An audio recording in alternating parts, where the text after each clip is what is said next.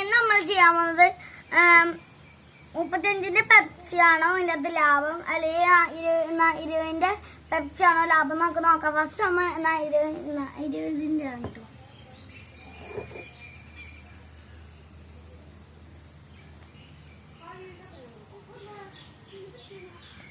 ഇത് 2 or 3 glass ആണെന്ന് തോന്നില്ല, അല്ലെങ്കിൽ ഇത് 1/2 ഗ്ലാസ്സോ.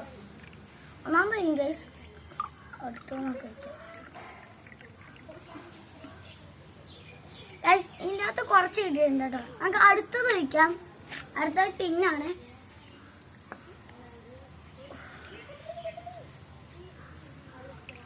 ടിന്നിൽ 3, 4, 5 ഗ്ലാസ് ഉണ്ടാവും. ടിന്നിൻ്റെ എണ്ണം കഴിയും.